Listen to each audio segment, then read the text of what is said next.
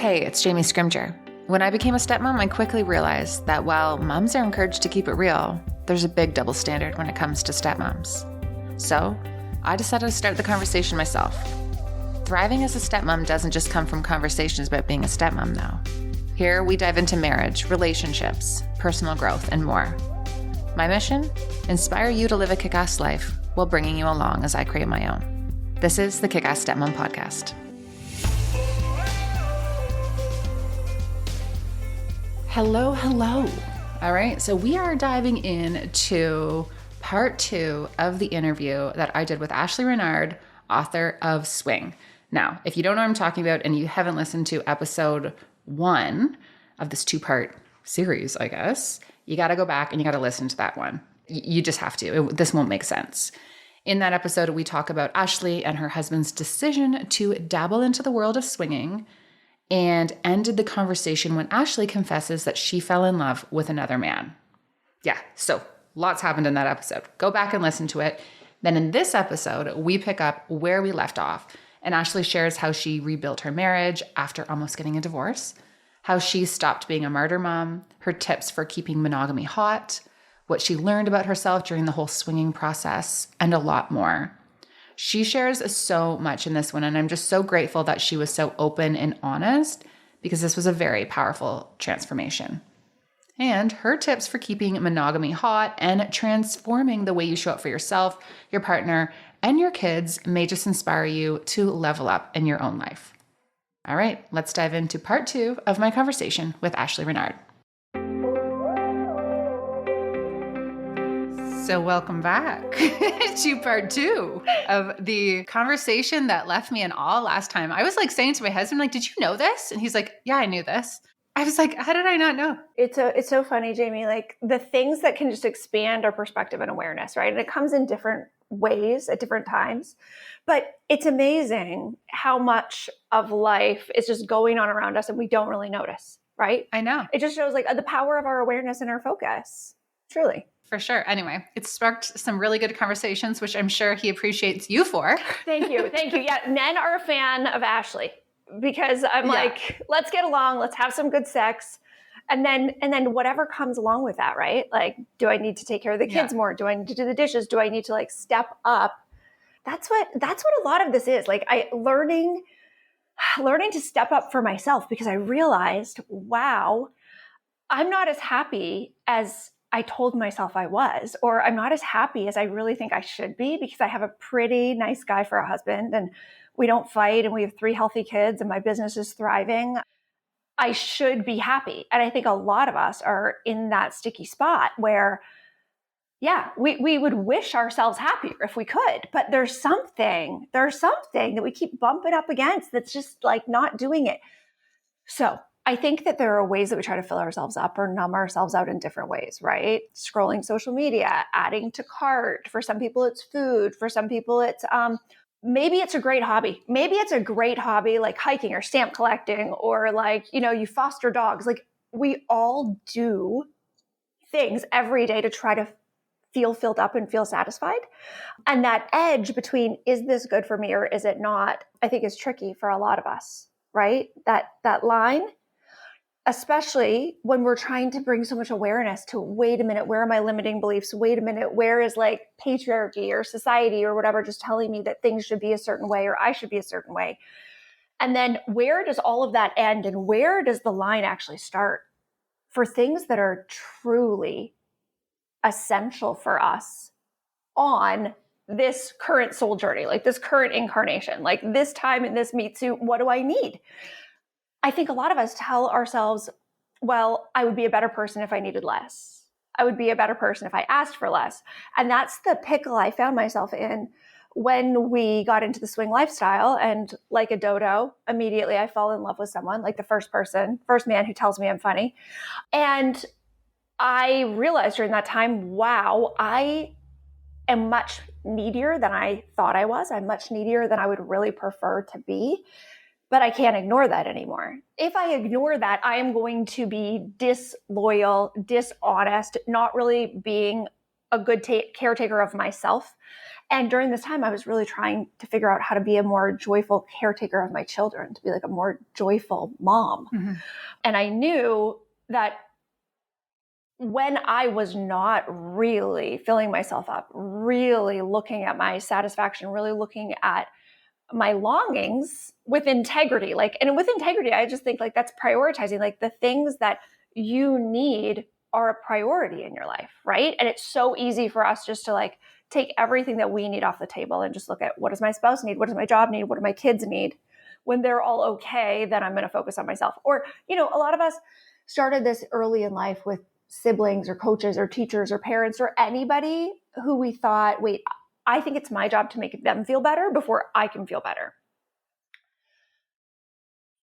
Really getting attention from someone else in a way that felt almost like we were in high school again, because he and I didn't have any kids together. He and I didn't have any responsibilities together, an affair that's on the emotional plane, I feel like has so much more potential and capacity for expansion and really going there in your mind of how life could be better or different if you were with this other person, because there's very little practical face-to-face time where, you have to make dinner together, you have to get the kids out the door. So when you're comparing this fantasy version of your life, whether it's you live in a different city, you have a different body, you have a different job, you have a different spouse, you have a different family, whatever it is, when you're wait a minute, if I could swap out this thing that is not satisfying for this thing that I think would be easier, right? And we all have all these ways of looking. Quite often on social media, there'll be things that pop up, right? That kind of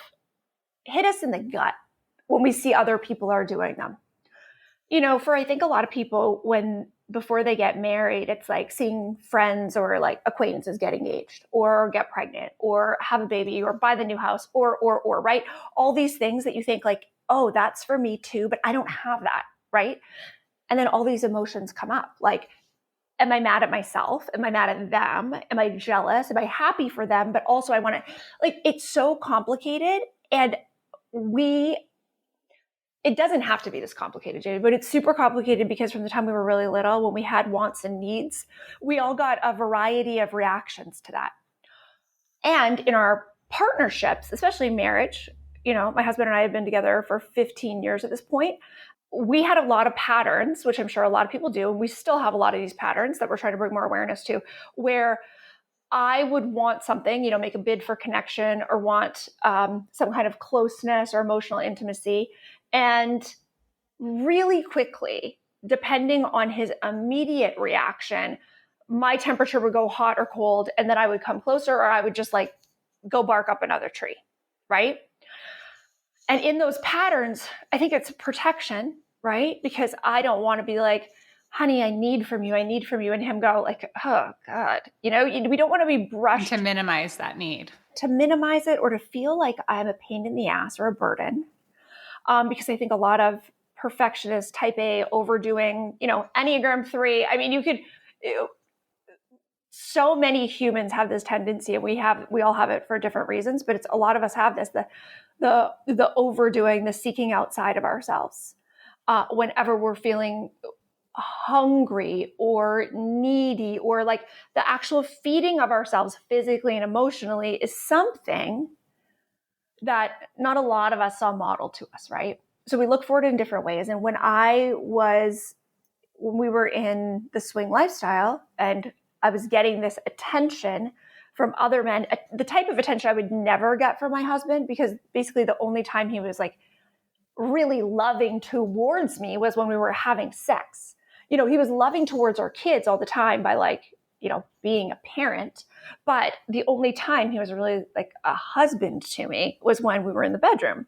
So to have someone using their words, especially since words of affirmation is my love language, I'm a writer, words are my jam, that stirred up in me a lot of things that I wished I didn't know and wish I didn't feel, because being that needy made me feel super ashamed, because I thought, oh shit, if I really need that kind of love and attention and validation and encouragement from an intimate partner. Now, here's the thing, Jamie, I got that kind of support in work all the time. I started a synchronized skating organization. Like I gathered the troops. I brought in assistant coaches. I had like team managers. I had my team professionally, and I had things set up in a way that really supported me. But the awareness that that is something that I just need to function in life, and that I need that in my personal relationships and my family too, I didn't have that awareness. And I think a lot of times we're fumbling around, and even bumping up against our spouse, like, oh my God, we both just want to be happy and feel loved. But here we are just like doing all the wrong steps with each other, right? Like we can't get on the same page. We can't get on the same beat. What I realized in having these feelings for someone else and being so incredibly filled up by the attention of someone else was, holy shit, this is terrifying, because I've just created this circus. I've created kind of this like train wreck of intensity and sexiness. And I mean, just we're ready to like fall over the edge and really have feelings hurt irreparably, like every day of the week, like several times a day, right? Just the intensity of it was so much to handle. But I thought, oh my God, there's this part of me that has always wanted people to say, you are so great. Like, oh my God, I adore you. Like, look at you. Like, and I'm putting my hands like this, like, cause like, this is how I hold on to my kids' faces when I do it. Like I touch their heads and I smell their hair and I like, like I just wanted to be so held and adored like that. And that's why I do that to my skaters. That's why I lavish praise on my team. Like, that's why I do that. Cause I would like that back. I was really afraid, Jamie, when I realized I needed that, because I was like, shit, I don't know if my husband can ever do that. And now that I feel, it was like a gaping wound, right? That like had sort of just been covered up and like, plastered over. And then we open it up and it's like, oh my God, this has been abscessing. And I was like, shit, I'm going to have to give this open air. I'm going to have to look at it. And it just was so terrifying. Life was simpler when I thought I didn't need anything. I was always wondering why I felt dissatisfied, even when I was like checking boxes, reaching goals. And I was surprised as anybody when I realized, maybe I was the only one surprised, Jamie, honestly, that I just really needed more love than I had admitted to myself or given to myself before. Mm-hmm. So when I realized how deep this need really was, I was like, yeah, I could try to keep this polyamorous dating this other couple thing going. But I know that's not going to hit the spot. That is like just dancing around the real issue. And I don't know what the real issue is, but it hurts. It's pain. It's like deeper. I had a really strong feeling that unless I figured it out for myself, I would never be able to even receive it in a healthy way from someone else, whether that was Brad, who I fell in love with, if we ended up being together, whether it's my husband, Manny, whether I never date someone again, but I just want to have reciprocal relationships with my friends and with my kids. So what I did was we cut off all contact with Brad and Jess, the couple we were dating, which was heartbreaking to me, because at this point I'm like, oh my God, I'm a soft little squishy love bug inside, where I've always been like, I always just wanted people to take me so seriously. And I'm like, oh, I'm not actually that serious. And I'm super, super soft and needy and sensitive on the inside. Okay, how am I going to make myself feel better? So honestly, I can stay around here for my kids. Because when I realized how much love I had been seeking and not getting, I was like, all right, stop the presses. We need to go in here.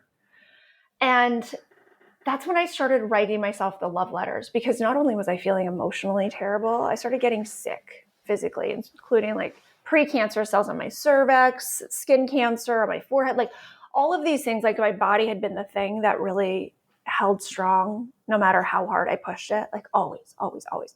I could be on the ice for 100 hours over 2 weeks and I'd feel better at the end than at the beginning, but my body was like, no, too much. Like, things are starting to fray.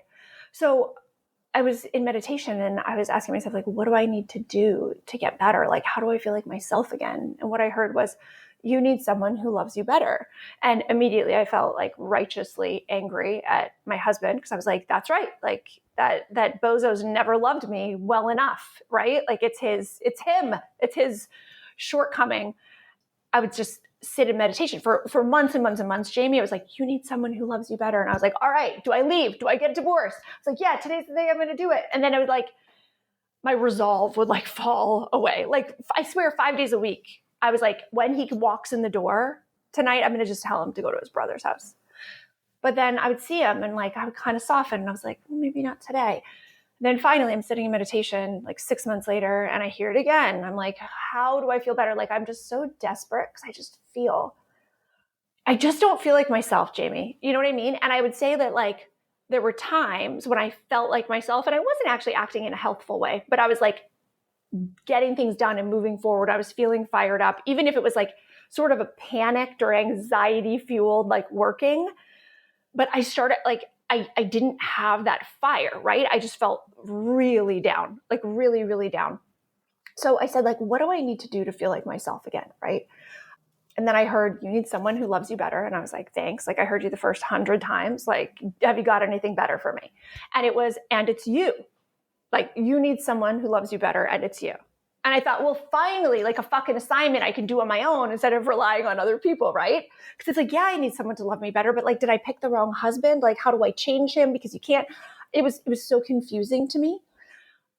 That day, I started writing love letters to myself, from my husband, from my kids, from, a friend back in middle school who was mean, from like, an adult who said something that really embarrassed me when I was 4 and it stuck with me. Like, ooh, careful not to say the really stupid thing, like how some of us have a list of like the dumbest things we've ever said in our life. Like, I worked down that list and I wrote letters to myself, from myself or any other person who was involved in it, to be like, hey, we're going to just wrap this story in some compassion. This story that like haunts you, this thing that you said, this like humiliating thing, this shameful thing. No, we're going to take all of those and go, hey, little 4-year-old Ashleigh, 6-year-old Ashleigh, 35-year-old Ashleigh, who is just hurting in this moment. I'm going to give you a little love here. I'm going to give you a little love. So I started doing this. And sometimes it was like 7 letters a day, like just quick ones. It would be like jot, jot, jot, or like texting myself a little note. And through giving myself what I needed, it was like a recalibration. And I want your listeners to know this wasn't self-gaslighting. This wasn't like, oh, my husband's really lame, but I'm just going to write pretend letters for my Prince Charming and then go, oh, honey, you're magnificent now. What it was a recalibration to what I actually deserve. What we all actually deserve as humans on earth, which is like love, compassion, some tenderness. We all deserve some space to not be perfect, to take a look and go, oh, yeah, I wouldn't do that the same way now, but I don't feel ashamed for how I handled it then.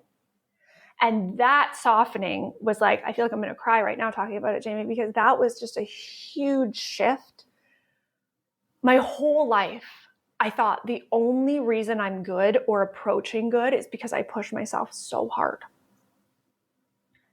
And writing the love letters to myself, it was like a game of chicken with the universe. It was like, what if I just love myself obsessively? Like, what if I just love myself like I love one of my kids when they're not feeling good?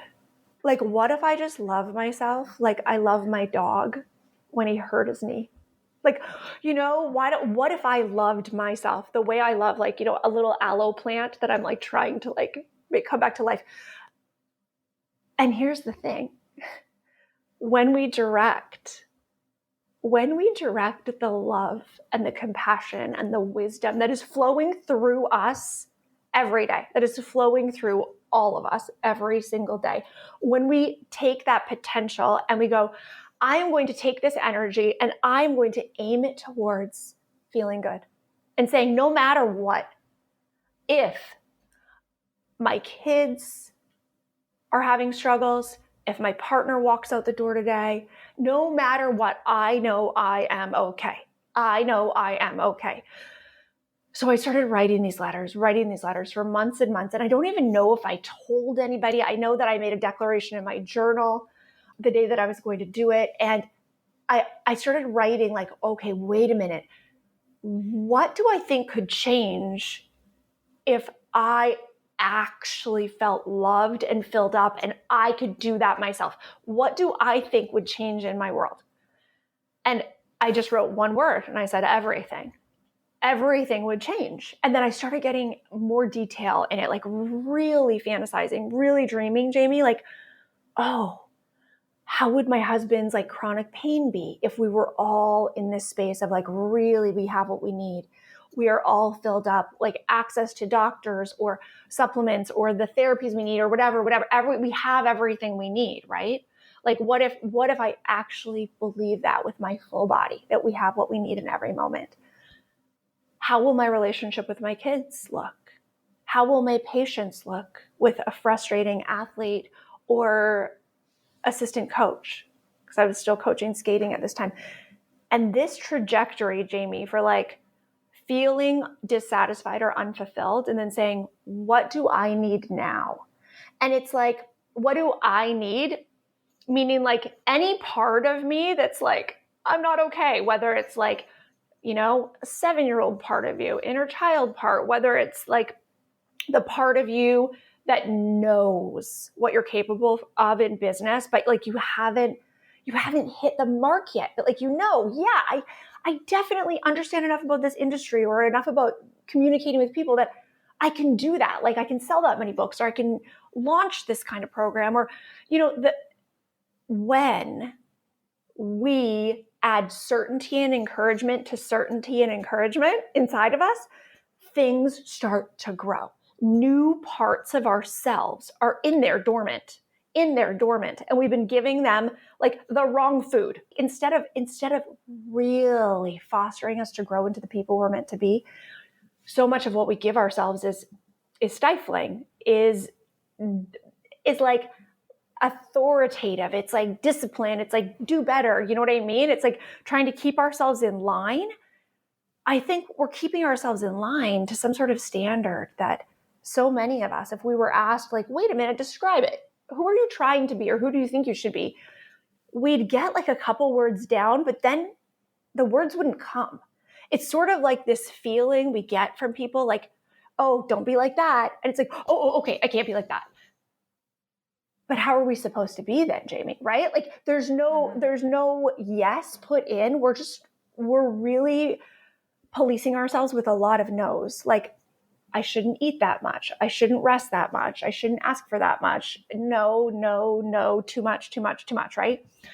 But then when we change it around and go, no, what do I need? And it's a yes. What do I need right now? I'm going to give it to myself immediately. Even if I can only give myself like, look in the mirror and go, you're okay.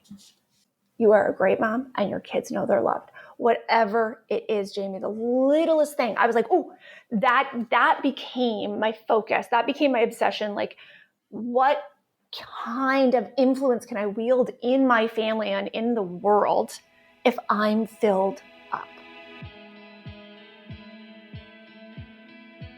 I'm going to interrupt this episode really quickly to give you the inside scoop on brands and resources that I'm loving who also help support the show. As you know, my mindset has really changed around the importance of a healthy lifestyle, and I have been making my health a huge priority. Now, over the last year or so, I have started to integrate some micro habits into my day to help me be healthier, more energetic, and to really change the way that I feel. Now, one of the micro habits that I have integrated is Element. Here's the deal. When you are deficient in electrolytes, it can cause headaches and cramps and fatigue and feelings of weakness. Straight up, it can make you feel like garbage.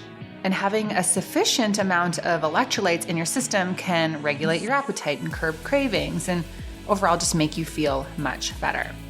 Everyone needs electrolytes, especially those on low-carb diets or practicing intermittent fasting or physically active or sweat a lot. And a lot of the electrolyte drinks have sugar and artificial ingredients and coloring which is not needed and unhealthy. Now get this, according to the FDA, over 70% of sodium in the typical US diet is consumed from packaged and processed food. Now you do need sodium, so when you adopt a whole food diet and you're eliminating the processed food and all of that crap, you actually eliminate a lot of the sodium from your diet. Now obviously it's not recommended that you reintroduce the processed food, but not replacing that sodium can negatively impact how you feel, which is where Element comes in. So Element is a tasty electrolyte drink with everything you need and nothing you don't. That means a lot of salt with no sugar. Element is formulated to help anyone with their electrolyte needs and is perfectly suited for anyone following a keto, low carb, or paleo diet. It has none of the junk, no sugar, no coloring, no artificial ingredients, no gluten, no fillers, no BS. I personally have Element every single day, mostly when I'm working out, but also when I'm feeling dehydrated or perhaps had some wine the night before. Now, Element is offering a free sample pack with the purchase for my listeners when you order through my link. They have a money back guarantee, so if you don't like it, you can get your money back. And this sample pack allows you to taste the different flavors and just figure out what your favorite is. Personally, mine is watermelon, and raspberry is a close second. So just head to www.drinkelement.com/kickassstepmom. That's drinklmnt.com/kickassstepmom to place your order and get your free sample pack. That's www.drinklmnt.com/kickassstepmom. I want to tell you about something I'm doing for 2023. I'm going through my closet and getting rid of anything that does not represent my best self. If the best version of myself, the one that I dream about becoming, wouldn't wear it, or it doesn't make me feel confident and good, it is going in the donate pile or I'm selling it. That includes my loungewear. I am no longer into comfy clothes that make me feel like a slob kebab. I want to look cute. I want to look put together, even when I'm just chilling. So I have gone through my loungewear and purged. You want to know what's left? My Cozy Earth. I am not kidding when I tell you that Cozy Earth loungewear is next level. It washes perfectly, it fits well, and the quality is amazing. The breathable 4-way stretch bamboo viscose fabric is temperature regulating and the most comfortable ever. If I were you, I would order the bamboo joggers and the ultra soft bamboo pullover crew. It's probably no surprise I have it in black. I also have the ultra soft wide leg pullover pants, and I'm obsessed. Also, if you want to up your PJ game, the loungewear bamboo PJs are also unreal. All you have to do is head to CozyEarth.com and use the code CozyJamie40 for 40% off your order. Yes, 40%. That's the biggest discount that they offer. Head to CozyEarth.com and use the code CozyJamie40 for 40% off.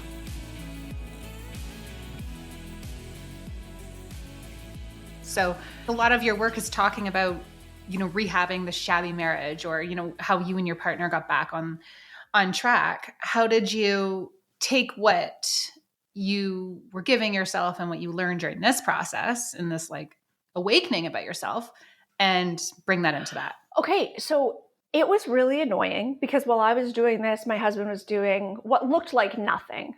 And it was nothing. It was nothing. I was going to say, I'm trying to give him some credit. No, he was doing nothing, right?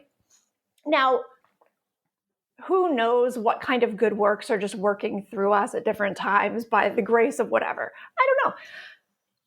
But I got to a point, Jamie, where I truly was okay, no matter what. Touch wood. Okay, no matter what. Okay? That I was like, my anxiety went down because there was less to be afraid of.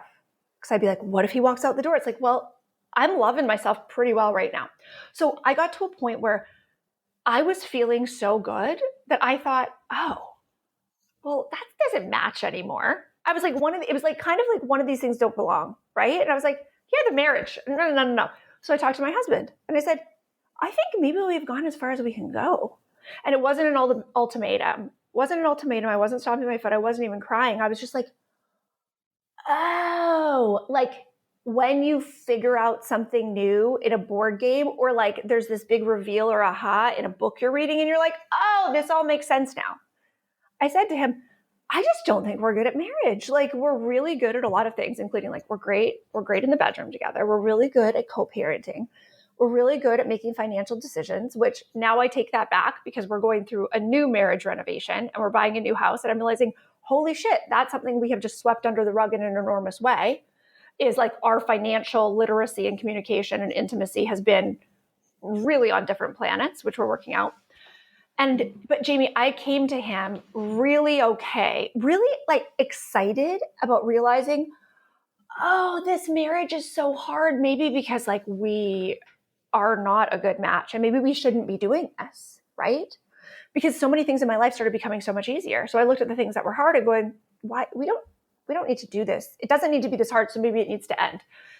And I said, I would love to say to our kids, see, I think this is where the change was for me, Jamie, that when I started giving myself that love, I was like, oh my God, so I want my kids to feel this love. So like, and in that reality now, in my reality at that time, staying married did not equate to loving my kids or helping them feel loved.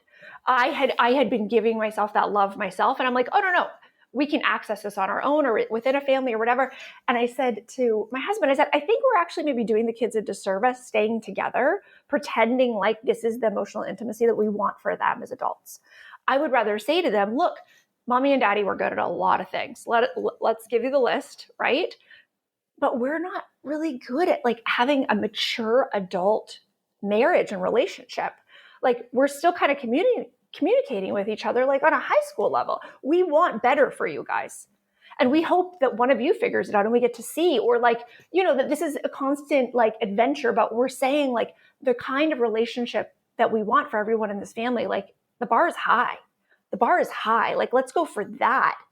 And I said, I think it's much more generous and in integrity for us to have that conversation with our kids than for us to stay together kind of bumbling and acting like we're doing a good job. And like, we're proud and like, yeah, this is what we want for you. And I was like, okay, so marriage, we're just not good at marriage. And I was like walking out the door and he burst into tears. I'm like, this is really annoying because I've been doing all this work and like wanting him to feel something for so long. And then when I didn't need him to feel anything, like when I didn't need him to feel like the levels of dissatisfaction and pain and like hurt that I felt because our marriage wasn't what I wanted it to be. Once I didn't need him to feel that anymore, it was like he started feeling it. And I was like, okay, is this going to last? I don't really think it. I was really excited about the spiritual journey and the ego death that may be on the other side of divorce. Like, I was like, no. This is something that like, I was like, I can never do that. It's like, oh no, maybe this is I'm going to do the next thing. Maybe this is the next thing that I judge other women for doing that I'm going to do. And I'm going to go, just there's so much freedom in going, okay, yeah, I don't know that. I don't have a fucking clue about this. Let me just like walk in these shoes. And then, just like the wisdom that would come from it. But my husband started actually being a different version of himself. And I was like, all right, this is going to last for like 2 days. And then it was like 2 weeks. And then it was like 2 months. And then like, Jamie, I looked around and I was like, wow, all of those things that I thought were going to change in my life, that I had in my journal, that I had on the list of like, what do I think is possible if I am pouring into my life and the people I love in a different way because I'm actually more filled up. It's so cliche, like fill your own cup, put your own mask on first. And honestly, I know that there are a lot of people that if the oxygen masks dropped, they would put that baby on their kid's face first, right? Like so many of us, we know what we're supposed to do, but we're not going to do it. So I had to like figure out a different way to like, and because I love writing, and through these love letters to myself, I was like, I haven't written in years. Like, when was the last time I wrote? Oh, probably before I got married. Like, what is going on? I was supposed to be a writer. So all of these things started just like becoming clearer. It was like when I started giving to myself what I needed, it was like every single day, the windows of our house got clearer and I could see what was out there. And I could see, because the light was coming in, what was in here. And I was like, oh, there's actually so much good stuff here. There's actually so much good stuff here. But I had recalibrated to what kind of love and care and compassion I think all humans deserve. It's our birthright, okay, to have. So now, if my connection with my husband drops below that threshold, I don't have a tolerance for it. So we could just go down and I could be like, hey, blah, blah, blah. I might just like call it out right in that moment. Or I might be like, okay, we're not all our very best and we may bounce down and up a little bit. And then I may have to go, stop, reset. We're falling into old habits. And I do this in real time. I do this like in the kitchen. Say our 15-year-old is in there and Manny and I are in there and he kind of dismisses me or says something, we're like, I'm really sensitive to cliches or things that should just be a joke that we say all the time that really exacerbate harmful ideas. And without giving my kids some awareness around this, I think that could like strengthen weak parts in their personality to have them just act out of integrity or out of alignment with their own values really easily. Like I can see how my kids are swayed by their friends, you know? I know which kid is the most susceptible to peer pressure. I know which kid goes along with the crowd. I know which kid will stand up and do the right thing, you know? So I really watch the way Manny and I talk to each other and the assumptions we make about our kids and the way we talk about teenagers in general and all of those things to say like, wait a minute, are our words true? Are our words true? And are we really speaking the words that we want for our kid? Or are we going to say, oh yeah, all teenage boys are slobs? Or are we going to say, oh no, actually, like you've always shown that you really care about your things. So if things are lying around in your room, maybe it's because you've outgrown them, because I know you care about your things. You know what I mean? Like putting it on your kid to say like, I know that you are capable of incredible things and you're not doing that or meeting that right now. What's off, or what can I do to help you? Or do you not want to do that anymore? Like really raising the bar. Right. And so there are a lot of words in our house every day because I want our kids to see great communication in their last few years here. Like the first 10 years of mothering, I wasn't the version of myself that I really wanted to be as a mom. Okay. And I have so much compassion for myself. And I talk to my kids about, you know, times when we just want to really do a good job and we can't. Like we really, you know, our best doesn't look very good sometimes. But to hold each other and ourselves in that regard, that, oh no, we can trust ourselves and we can trust the people we love to do their best. And like I used to with my skaters, instill in them that, you know, the real way we love each other and let ourselves be loved is to be in tune with what would help the people around you feel good and look good and enjoy the moment. You know, like how can we all raise the bar for satisfaction for all of us at the same time, right? So like now when we'll play board games, because like this has it quickly, Jamie, went from like marriage transformed, parenting transformed, like at the same turn, when my husband was like, okay, I see what level you're at. I didn't even have to explain it to him, Jamie. Like, now you're going to have to do X, Y, Z if you're going to want to stay in this marriage. No, I had done that for years, but instead I was like, this is just, we're not good at this. And he was like, oh, I can see my beautiful wife who I adore communicating at this level and saying, hey, yeah, you're not here with me. Like, it was like I was saying, like, I'm at the grown-ups table, right? But you had to do the work first. That's what I really like. Like, it's not like you saying things need to change. Like, you were changed. You changed. I changed. I was at a different level, different frequency, honestly. Like, however you want to think of it, people, like, we can think of it like law of attraction. Like, when you really are, we all attract people that are like us or the person or the person we are looking for. And like, quite often we attract people around us who are maybe like a little less successful or a little less knowledgeable in something or blah, blah, blah, because we always like being like kind of the top dog. Or we may attract people who are better than us because we always like want to have someone to look up to. But then, you know, I'm saying we all have these dynamics that are unconscious.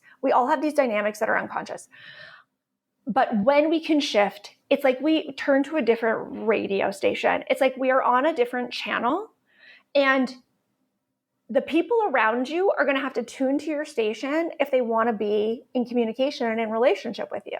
So what I basically said was, hi, I'm on this station now, and I don't think you get this channel. Like, I've tried to get you on this channel before, but I don't think you get it. And that's so great. That's awesome. Maybe you were never meant to pick up this channel, but this is the channel. This is where the Ashleigh Show lives now. On this channel, it's like, this is where I live, and this is where I feel alive, and this is where I feel filled up, and this is where I feel motivated but not burnt out, like not working in panic. This is where I'm going to be. Is that how you rehab the shabby marriage then? That's how I did it. I just got there, and then he went, she's beautiful and she's a good mom and I love her. Wait a minute, how do I get on that channel? And I was like, you've tried. I love you, babe, but I don't think you're going to get there. It's okay. It's okay that you're not going to get there. And then he was like, wait a minute. Because it's not that hard to find the fucking station. You go, wait a minute, static, closer, closer, closer, closer. Are you getting warmer? Or are you getting colder? It's not very hard. A 3-year-old could set the dial for you, right? If that 3-year-old was like, no, I want to hear, like JoJo Sliwa, who do the 3-year-olds listen to? I don't know. I want to hear, right? Yeah. Vigilante shit by Taylor Swift, they will get the station. So that's the thing that quite often in our relationships, I think that we play dumb because we don't want to change the dial. We want people to come over to the channel we're on. And I think it's just a fight, like, come to my channel. No, come to my channel. It's like, we could actually like communicate and be on the same channel, but then we each need to shift. We each need to shift internally. And like, that may be a quick shift. It may be like a lot of work. But I think the person that's doing the work is leading the channel change. Do you know what I mean? So totally. Or we could let the person who's like spiraling into their mental health issues. And I'm like, not saying, like, I'm not putting like the blame totally on that person, but like the person who's like having a harder time, we could keep changing the channel and like going down in frequency to like there. And so in our relationship, it is constantly, I call it a renovation. It's like I grow into a different version of myself, and just like picture like half your house like changes style. Then you look at the other half and you're like, this doesn't match anymore. So what are we going to do? And when one side is updated and it's working well and it's healthy and it's sleeping and it's happy and it's making money, you'll be, I think the other side is what needs to be updated, because the alternative, and this is what a lot of people do, Jamie, and this is what I think we do. Okay, I'm realizing this for the first time, like at this level. I think that we do this with siblings, we do this with friends, we do this with coworkers, we do this all the time, is that we go, oh my God, I know how I need to bloom. And we start to bloom and we turn around and people are like, what is that? Like when you're cleaning a closet or something, it becomes so messy before it's like perfect. You know what I mean? Or whatever, like in the middle of the creative process, like it may look worse than before you started, but you know what it's going to be. You can see the vision, and people go, what are you doing? And then you go, nothing. And you like pull down the wallpaper, you rip up the tile, and like you shove it. And then you're like, okay, here's how we're going to do life. And you're so dissatisfied because you've outgrown it. You've outgrown it. But we want other people to go, I love where you're going. I understand all of it. I support you 100%. Even if you get afraid, I'm going to keep you going. Listen, we may have some good cheerleaders sometimes. That's incredible. Doesn't always happen, though. But it's your renovation. It's your vision. It's your version of your life that you want to live. Like, go and then say, it's really great over here. It's really the view. You know what I mean? And be like, you don't go down and like wax poetic about like the view down here is like so awful compared to up there. No, you just go up there and you're like, I can't really hear you. Too busy enjoying the beauty. Like, I love it. Yeah. And even with kids, like I really want people to know, and maybe there are times with our children that we've been able to do this and we can't do it with our spouse. Like the thing is, we all know how to do this, and we all know the leaps. We all know the changes that can happen so fast. It's almost like we're jumping timelines, when we like, things just start going really fast. And it's when we drop that dead weight of other people's expectations and wanting other people to be on the same page with us before we take the next step. And the courage in doing the work yourself and making it none of your business temporarily, none of your business really ever how much work your partner does. I think that is radical integrity. And then when you get to a place of recalibration, you're like, oh, no, I know the love that this little meat suit needs every day. I'm sure of it. Like if you had a kitten and you're like, I know how much to feed this little baby because I love it. And this is how much makes her so happy. Having some of that delight and love for yourself, at least in moments, like I don't have it all the time, but there are times when I can go like, oh my God, precious little Ashleigh trying so hard at Earth School here. And I can give myself some of that tenderness. Mm-hmm. So how do you keep monogamy hot amongst that? Because you talk a lot about that as well. Okay. I just want to make sure we have time to get out to everything. And I feel like this is one of the most important things because you went from swinging to keeping monogamy hot, baby. Okay, because that's the thing. Hot. Swinging is not a good match for me. Non-monogamy is not a good match for me, or my husband. And we are kind of bitter about that. I do believe that it works for some people, but that's not a good thing for me. So I'm like, okay, one woman, one man, one marriage here. How can we make this as alive and vibrant as possible? So for me, that happens in and outside the bedroom. For me, that's like my zest, my fire for life has to be witnessed by my partner in the kitchen. So like communicating really clearly on what we need in each moment to feel seen, feel heard, feel connected, so that we're always like vibing on a pretty good channel, right? Like most of the time you want to be on a pretty good channel with each other. Like it's playful, it's fun, you're getting out the door, no one's screaming. Like you and your spouse and any of the kids who are around or the pets or whatever, right? Like if we can all get into a more playful space every day, the switch is closer to on. Do you know what I mean?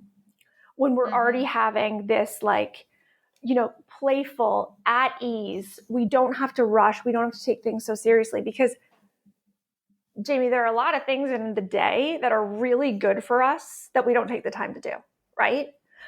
There are a lot of things that we should slow down and really look into, but we don't because we're rushing. And there's nothing more frivolous than an orgasm, especially a female orgasm. So to say, oh yeah, I can clear everything from my plate and all I need to do is like receive pleasure for this next 30 minutes or this next hour. I mean, you have to be at a pretty high level of like relaxed and safe and joyful to go like, yes, you know what I need? An orgasm. Yeah. That's exactly what I need, right? Like you have to kind of be, and for a lot of people, and especially women, like they don't feel like that maybe unless they're drunk. Like getting to that place of like, oh, honey, like jump my bones, rip my clothes off is like, they're very far from that on the continuum, on the spectrum of like ecstasy to agony, right? Usually they're tired. Maybe they're hungry. Maybe they're holding a pee in for 4 hours. Like, I mean, when we live this close to agony all the time, like pleasure is going to seem so alien. It's going to seem so alien. So more playfulness in daily life. And if that means that responsibilities have to change as far as who does what, because this is what I tell my kids, we don't have to be good at everything. We're lucky that we live in a family. We're lucky that we have other people around who have different strengths, who see things differently than we do. And you know what? We're going to divide the duties in the family based on what our strengths are. Hey, who doesn't hate that? Who doesn't get anxious doing that? Who like actually enjoys just putting in their AirPods and like, cleaning the windows because they like just want to be left alone. Like, let's take a look at, not because of the gender of the two parents or the spouses, let's just radically look at how we orchestrate all of the things. And let's move out anything that's leaving you tired. Okay. And I really want people, especially parents with young kids, listen, if something is an uneven energy exchange, if it leaves you tired. Okay. If it's not energizing. Okay. we need, so that we can healthfully get through life, we need to be energized and energizing like all day long. Okay. That's how we have a great day. That's why, like, sometimes when you're on vacation or say you go on a work trip and you like have interviews and this and that, you're like, oh my God, oh my God. It's like, you know, like we're kind of killing life, right? You're like checking the boxes. When brushing your teeth in the morning is tiring because you're looking at yourself and you still have your makeup on from last night. When making breakfast is tiring because your toddler's already screaming at your leg. When you are just going on this trajectory in life. Okay, and it can happen and it'll happen for a while, right? And then you can come back up. But I want people to know that there's going to be a point where you're going to start changing your habits around your kids so that you get to conserve a bit more energy, right? But that is something that actually can be done so much sooner if we take out the part of parenting and marriage that's like says that we have to be a martyr. So looking at your day so that things are more energizing. Okay, when you're energized, you feel better physically and you feel better emotionally and you're in a better mood, right? So like getting along with people is easier. If there's a lot of like picking fights right now with you and your partner or nagging and I pick fights, that's what I do when I hit my upper limit. I'm a fight picker, whatever it is. And that shows me like, oh, what is exhausting me somewhere else that I have to like poke at you to get some sort of like light back. So being in cooperation outside the bedroom is huge. Now, for people who are like, okay, no, we're great outside the bedroom, we just don't know how to talk about sex. Okay, I am so sorry. I'm so sorry that for a lot of people, and I didn't realize this, Jamie, a lot of people just have sex, but they never talk about sex. So this is, I think, why my videos, my How to Keep Monogamy Hot videos and my After Dark workshops are so popular and so easy for people to share and so needed, is that a lot of people just want to start the conversation around intimacy. Like they want to ask for the tiniest thing in the bedroom, but they think they can't ask for anything in the bedroom. Like you can never ask. You should just be grateful for what you're getting.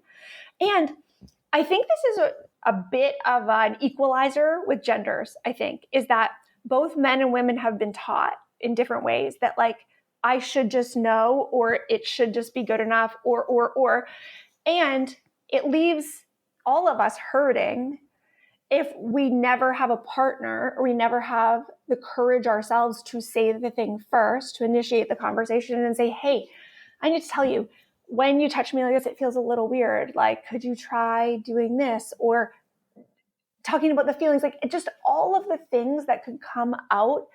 Here's the thing. It is just human talking to human. And when you have the practice outside the bedroom, doing it naked is not going to feel so weird, okay? Because you're going to be talking about limiting beliefs just in life. And like the bedroom ones are not actually scarier. You know what I mean? Mm-hmm. So for a lot of couples, they're starting this conversation about like, hey, how can we get on the same page in the bedroom? How can we have a little bit more fun? How can we be more intentional about this? And then they're saying, okay, let's pick up a toy, you know, maybe their first vibrator, or they're saying, oh, send the kids to a friend's house or, you know, their aunt and uncle's for 3 hours on Saturday afternoon, and we're going to have a sexy Saturday. And then they like plan what they're going to do, right? Maybe even like, I'm not saying that alcohol has to be involved, and I'm saying hopefully it doesn't, but some people are like, they're pouring a glass of wine in the afternoon because like, to get loosened up to do that, because it's so different from what they're used to, right? Like having sex in the afternoon, maybe they haven't done that, Jamie, since they were dating, like, right? Like it's so like foreign. As long as you are open with yourself about, wait a minute, I actually am so uncomfortable doing that. I need to loosen up. And you tell your like, just bring awareness to all of it. There's no right or wrong way to do it. And then they go, and instead of having just a quickie, like they've been having quickies for freaking years, right?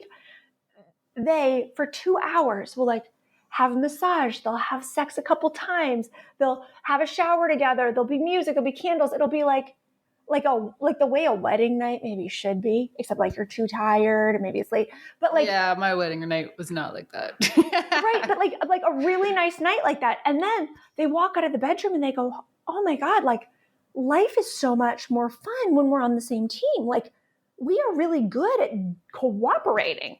We are like good at like setting a goal together and like executing.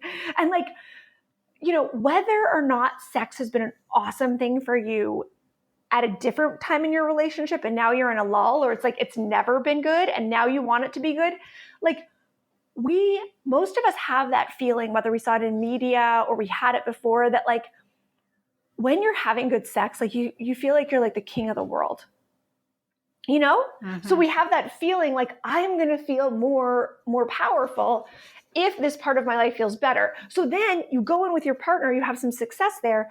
Then together, talk about like power couple energy, right? You walk out of the bedroom, you just high-fived, right? Best orgasms ever.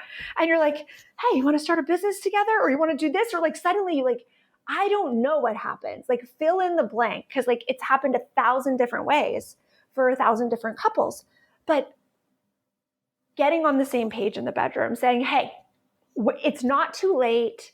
I'm not too out of shape. We haven't had too many kids. We haven't like been separated for too long. We can make it hot. We can say we have a hot sex life, you know?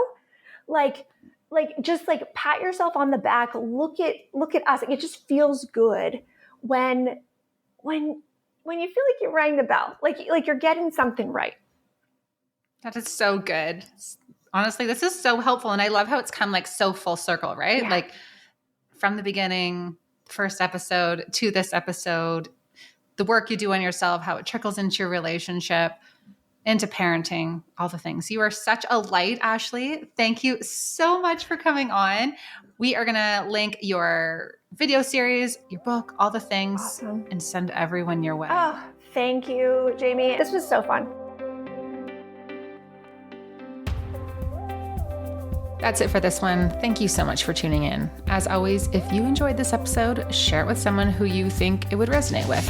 And if you haven't already, if you could take a couple minutes, head to iTunes and give this podcast a rating and a review. It would mean the world to me. But only if you like the episode, though. If you don't, that's cool. Just remember what they say. If you don't have anything nice to say, don't say it at all. Now, if you are a stepmom craving more, I highly recommend joining my membership, the exclusive Stepmom Community. Members get access to additional podcast episodes, interviews and coaching sessions and live Q&As and just exclusive next level content and conversation that I don't share anywhere else. Have an issue or a stressor that you'd like my support with? Just bring it to the Ask Jamie section of the forum. I check in throughout the week and I'm here to help you out. To get more information or to join, head to www.jamiescrimger.com/membership and I'll see you in there.